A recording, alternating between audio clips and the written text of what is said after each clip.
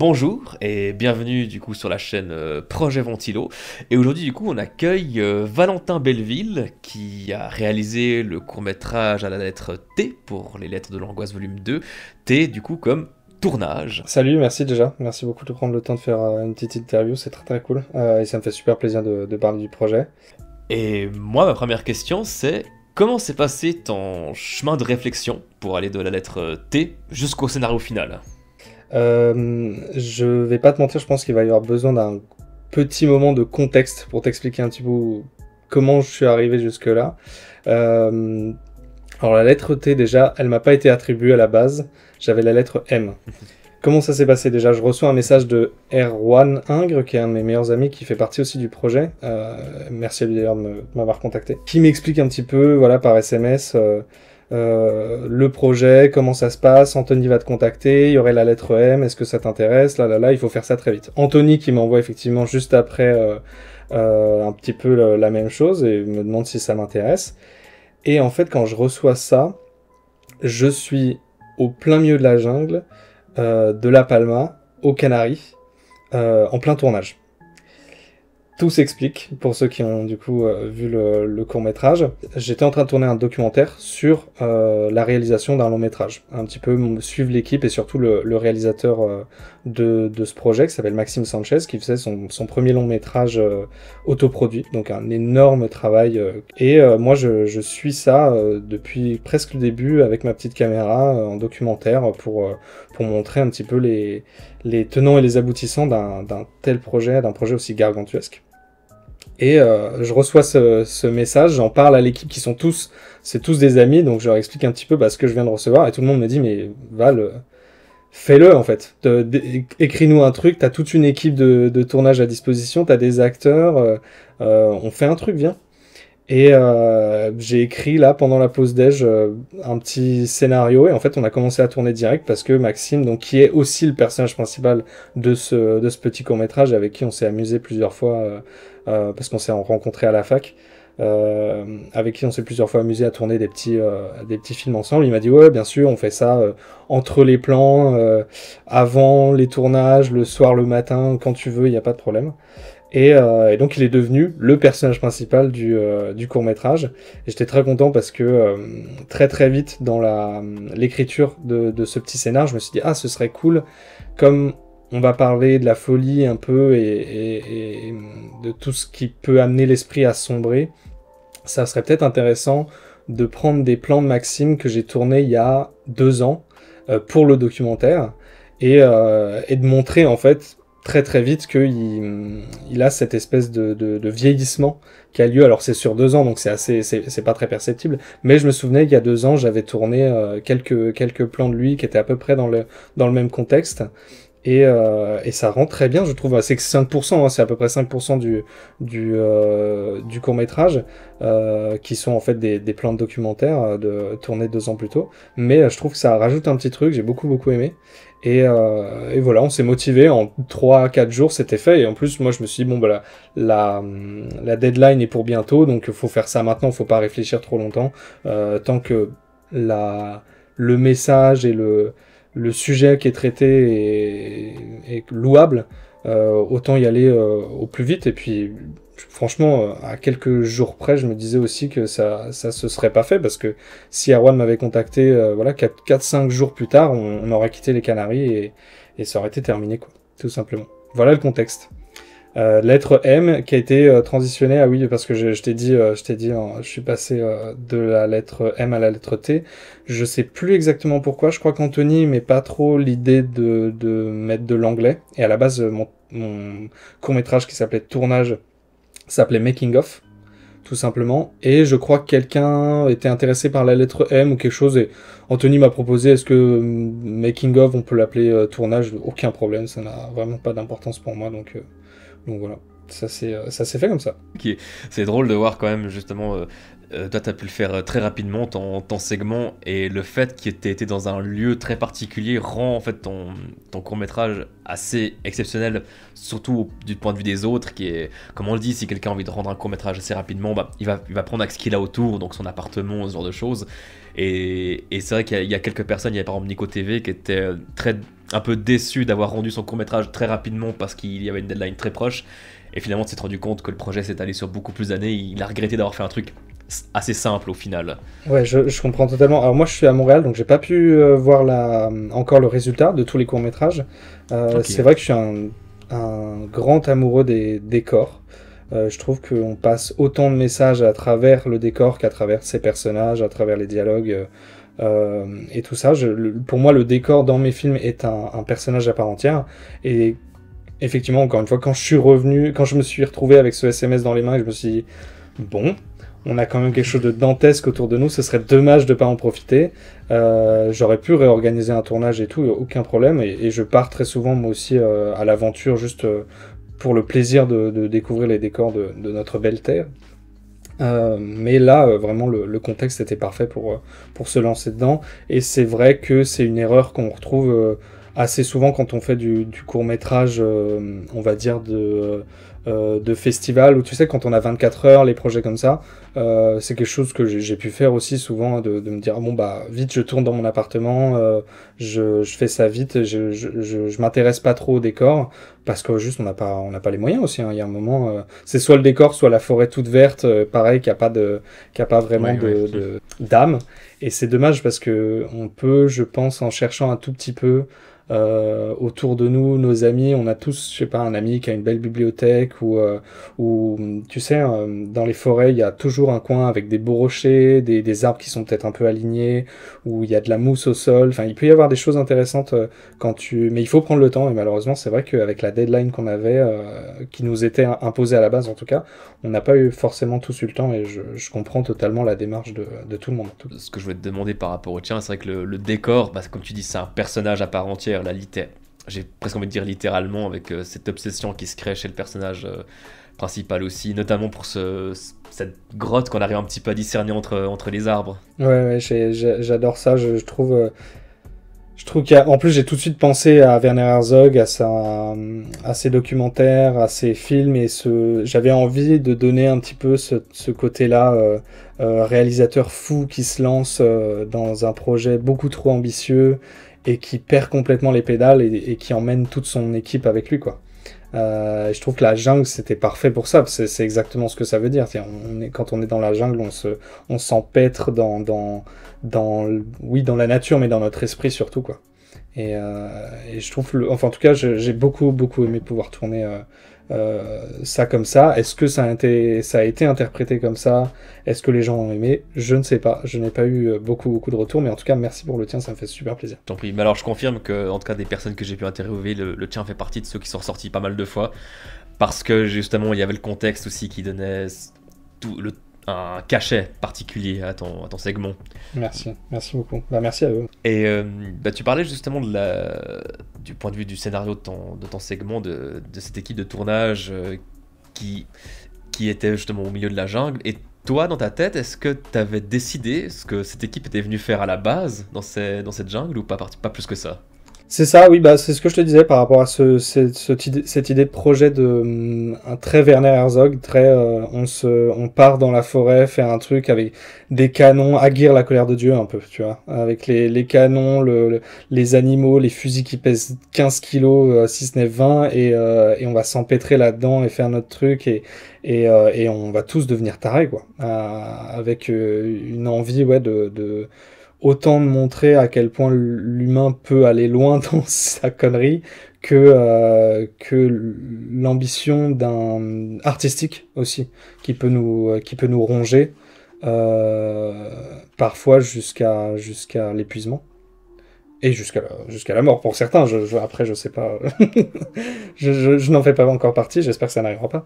Mais je comprends en tout cas, j'avais envie de montrer ça, quoi. Cette équipe qui suit ce réalisateur en se disant au début, ah oui, il a une super idée, c'est génial, ça va être une super aventure. Et en fait, qui se retrouve bloqué dans cette forêt. C'est vrai qu'il y a un truc aussi qui est impressionnant dans ton court-métrage. Je crois que c'est le seul, mais je suis pas sûr, faudrait que je vérifie, mais je crois que c'est le seul qui n'a aucune ligne de dialogue, pardon. Et ça, c'était une volonté de base de faire un truc muet. C'était un des premiers trucs que tu t'es dit. Je me suis dit, c'est pas la première fois que je fais un court-métrage muet, surtout d'horreur. Je trouve ça vachement intéressant parce que On passe beaucoup par l'explication dans le film d'horreur, et je trouve ça dommage parce que l'explication dialoguée, je veux dire, je trouve ça un peu dommage parce que tout l'exercice de la peur par l'image est peut-être plus intéressant. En tout cas, c'est comme ça que je le vois. Hein. Et ouais, donc l'idée c'était ça, c'était de rentrer dans le quotidien d'un tournage, de rentrer ensuite dans la tête d'un réalisateur. Et ensuite, entre grosses guillemets, dans la tête de la jungle, dans l'esprit de la jungle, sans avoir à parler une seule fois, parce que ça aurait été absolument pas nécessaire. Il y a eu un moment où je me suis dit, tiens, est-ce que je lui fais dire quelque chose, mais à part action coupée, ce qu'on comprend très bien sans qu'il ait besoin de le dire, il n'y a pas besoin, on sait qu'on est sur un tournage, on sait que c'est la jungle, que le quotidien s'enchaîne, enfin j'espère que ça s'est compris. Oui. C'était pas du tout nécessaire, et je suis très comme ça de toute façon, je coupe tout ce qui est pas essentiel à la compréhension ou à l'admiration bien sûr du film, parce qu'il faut aller à l'essentiel. Puis de toute façon on avait 5 minutes, c'est ça hein, c'est un court-métrage de 5 minutes maximum. Oui, je crois que c'est 5 minutes il me semble. Ouais. Heureusement, parce que sinon le film aurait fait 4 heures à la fin. Et ouais, non, je me suis dit 5 minutes, pas besoin de parler, quoi. Je trouve qu'on ressent vraiment ton segment avec une impression de lourdeur et franchement de s'être empêtré nous-mêmes dans cette nature. Quand on ressort, je trouve qu'on a encore les sensations en tête. Et pour ça, bravo, parce qu'en 5 minutes, c'est pas facile à créer une telle ambiance. Parfait, bah merci, c'est gentil, ça me fait plaisir. Je t'en prie. Et du coup, on arrive à cette dernière, à l'image finale. On voit qu'il y a forcément cette obsession pour cette grotte, et à la fin, est-ce qu'ils entrent dans cette grotte ou pas? Ça, je pense que c'est un peu libre à interprétation. Mais on a cette image finale en rouge, si je ne me trompe pas, où on voit juste... elle est très courte. J'ai même pas mis pause pour dire à quel point j'ai pas voulu aller vérifier de quoi il s'agissait. Mais on voit plusieurs personnes, plusieurs corps. Toi, je pense que tu veux rester dans l'interprétation aussi, mais toi, si tu es d'accord, comment tu interprètes cette fin? Qu'est-ce que tu veux en dire? Alors j'ai donné beaucoup d'indices depuis qu'on parle. Là, oui, il me semble. Je pense que si ça te dérange pas, je vais m'arrêter là. Ok. Simplement parce que voilà, j'aime beaucoup laisser les gens interpréter. Et puis c'est aussi ça. Hein, c'est pas du tout un court-métrage abstrait. Il y a un début, une fin claire. Mais ça permet quand même de se créer sa propre histoire aussi. Et après, est-ce que l'équipe a survécu ou pas? Chacun son point de vue. Oui, il me semble avoir vu où tu voulais en venir avec les quelques mots que j'ai pu tilter avant, mais du coup, on ne dira rien de plus. Oui, c'est vrai, j'ai beaucoup parlé. J'ai trop parlé, j'en ai trop dit. Il n'y a pas de souci. On fera attention. Alors, toi, du coup, t'étais pas présent à la soirée au Club de l'Étoile, du coup, donc en fait, t'as vu aucun des autres segments ou bien t'en as vu quelques-uns? Non, pas du tout. Ouais, non, j'ai pour projet de faire une petite soirée, juste ici, justement, avec des amis pour projeter ça pendant... Il dure 2 heures en plus. Hein, ouais, c'est ça, 2h10 avec le générique, ouais. Ouais, c'est ça. Ok, bon, ça nous fera une bonne soirée film d'horreur. Et justement, pour s'amuser un petit peu à regarder tout ça et puis analyser un petit peu des amis qui aiment le cinéma en plus, donc je fais ça samedi soir. Voilà. Donc d'ici là, non, j'ai pas vu, j'ai vu personne, j'ai vu que celui d'Erwan. En tout cas, une des premières versions qu'il m'avait montré, que j'avais beaucoup aimé. Et c'est tout, je crois. Anthony m'avait envoyé 2-3 extraits de la première édition. Mais sinon, j'ai pas voulu parce que je voulais pas justement me mettre la pression de me dire est-ce que ça va être. Est-ce que je vais ressortir, être tâche, faire trop, faire pas assez? J'avais pas du tout. Je voulais vraiment faire mon truc sans me sentir influencé. D'où le fait que j'ai pas regardé la première édition. Et la deuxième, voilà, elle arrive bientôt. Je la regarde bientôt. Et trop bien. Tu verras, il y a vraiment des chouettes choses, je trouve, à l'intérieur. Il y a quelques segments qui sont vraiment, vraiment bien. De manière générale, okay. les gens que j'ai interviewés, est-ce que je vais voir quelques critiques par-ci par-là, les gens sont assez d'accord que cette deuxième édition, elle est meilleure que la première. Il y a plus, il y a eu plus de recherches dans ce qui a été fait. Et ça, c'est trop bien.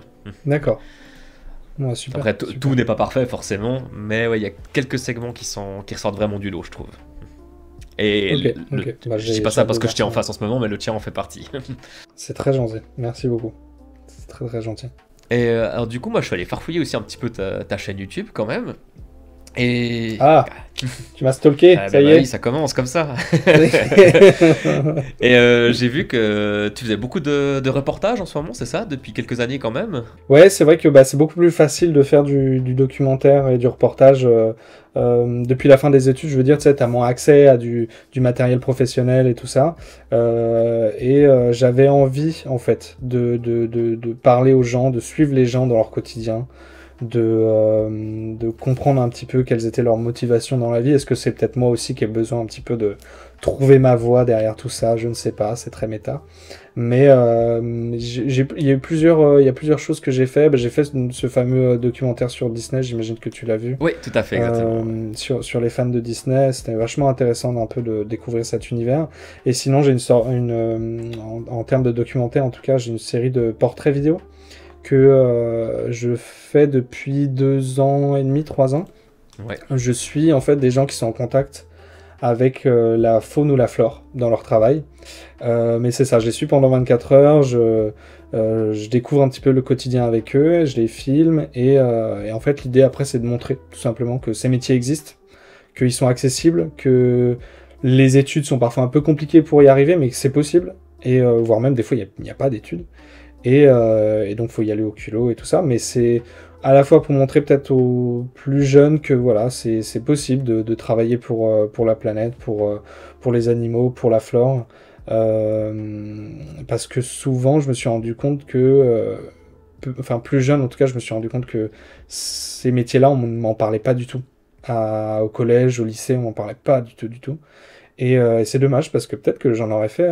Il y en a certains qui sont assez exceptionnel et qui donne vraiment envie. Enfin, j'invite les gens après à aller voir. Je trouve que c'est des choses qui sont importantes. Et c'est très noble, je trouve, de ta part, justement, de présenter ces métiers comme ça. Partir à leur rencontre, c'est vraiment un honneur parce que justement, c'est des gens très très humbles et qui sont à chaque fois juste passionnés de leur métier, de leur quotidien. Et à chaque fois, j'en ressors, je me dis, mais waouh, il y a de l'espoir. Il y a juste de l'espoir pour l'humain, ça existe pour de vrai, quoi. Ouais. Et sinon, en termes de quotidien, moins axé sur la faune et la flore, mais donc je fais ce fameux documentaire dont je parlais au début, qui suit ce jeune réalisateur, Maxime Sanchez, dans son premier long métrage. Lui, donc, son film s'appelle Filmmaker. Et j'en ai fait un documentaire donc, qui est en train d'être monté avec mon cher Romain Guillou, que je remercie beaucoup parce que c'est un très très gros projet, c'est des heures et des heures de rush. Étalé sur des années en plus avec donc, des caméras, des drones, des webcams, un peu de tout et n'importe quoi. Donc merci à lui beaucoup. Et le documentaire s'appelle Filmmaking. Voilà. Il arrive bientôt, j'espère. Et le film, il est sorti du coup ou pas encore? Le film est sorti, Filmmaker est sorti, ouais. Il est pas encore disponible parce que Maxime veut le présenter à des festivals. Et donc, il faut bien sûr l'exclusivité. Donc pour l'instant, il est en privé. Voilà. Ça fait combien d'années tu m'as dit que tu le suivais, pardon? Ça va faire 3 ans. 3 ans et demi. Et lui, son projet dure depuis facile 4 ans, quoi. Sacré morceau, hein, ouais. Ça a été vraiment très très intéressant à filmer. Beaucoup plus dur pour lui à faire parce que c'est beaucoup d'imprévus, d'erreurs, voilà, on tourne, il se passe des choses, on oublie, on fait des bêtises, ou il y a le Covid qui débarque, enfin, il y a vraiment ce Lost in La Mancha international qui a eu un peu lieu sur ce film, et j'ai pris beaucoup de plaisir, en tout cas d'inspiration à le filmer. Ouais. Bah, vu que tu parles justement galère de tournage, toutes choses imprévues comme ça, toi sur ton segment, est-ce qu'il y a eu un truc qui t'a empêché de faire ce que tu voulais faire ou un truc imprévu J'ai pas eu, comme ça c'est fait très très vite, non, il y a eu très très peu d'imprévus, mais je me suis beaucoup reconnu, et je pense que beaucoup de réalisateurs, j'espère, beaucoup de réalisateurs se reconnaîtront dans ce personnage de Maxime. Et je me suis beaucoup reconnu dans cet appel de la grotte. Je sais pas si tu vas voir ce que je veux dire, mais souvent, sur les tournages, il y a des détails dans le décor qui m'interpellent. Il y a une envie d'explorer aussi. Hein. De toute façon, le tournage, c'est une aventure, et la grotte, c'est aussi ce truc d'aller plus loin, toujours plus loin. Qu'est-ce qu'il y a derrière? Qu'est-ce qu'il y a derrière cette montagne, cette colline, cette grotte, etc. Et et ce regard que je mets en scène plusieurs fois de Maxime vers la grotte, c'est quelque chose que j'ai pu faire avant, en fait, même de connaître, d'avoir connaissance du message d'Erwan. Et j'ai trouvé ça vachement intéressant, tu sais, on se met en scène de toute façon à travers nos films, surtout quand c'est un film qui parle d'un réalisateur, bien sûr. Mais voilà, j'ai beaucoup aimé ça, et cet appel de l'inconnu et de la curiosité, toujours plus, que je retrouve pas mal dans la grotte. Ouais, c'est ça, je pense le plus intéressant qui s'est passé pendant ces 4 très très rapides jours de tournage. Tu sais quoi, le prochain projet là, que tu as sous la main, que tu vas gentiment sortir, que ce soit sur ta chaîne ou pour toi de manière générale? J'en ai beaucoup des projets, mais là je suis très concentré sur ce long métrage qui s'appelle Alp, qui est pour moi un peu essentiel à faire. J'ai un rapport à l'histoire, tu sais, qui est très intense. L'histoire avec un grand H, je veux dire, et avec un petit H pour parler d'Alpes, mais je veux dire avec un grand H de manière générale. Ça, comme je te disais, ça parle d'archéologie. Il y a un besoin de parler du passé, tu sais, un regard en arrière, mais très humble, de savoir simplement qu'il y a des gens qui nous ont précédés, qui avaient des rêves, qui avaient des ambitions, qui avaient peur de pas offrir un avenir pour leurs enfants. Tout simplement, et je trouve que c'est un sujet vachement intéressant à traiter. J'ai très très hâte de le tourner, donc ouais, je dirais que c'est le prochain projet. Et après, pour m'amuser là avec un ami, on est sur un petit court-métrage d'horreur qu'on tourne au Québec, et ça se passe très très bien. On a trouvé une équipe de plongeurs très très cool qui nous accompagne pour faire des plans sous l'eau et tout. Mais voilà, c'est une petite anecdote. Ça. Ok, trop bien. Enfin, tout un truc sous l'eau, ça va être assez grisant, je pense, assez neuf. Ouais, on va voir, c'est très ambitieux, mais on verra. Bah écoute, je te remercie en tout cas d'avoir pris le temps de répondre à mes questions, et puis voilà, en tout cas c'était passionnant de t'écouter. Trop cool, merci beaucoup. Merci.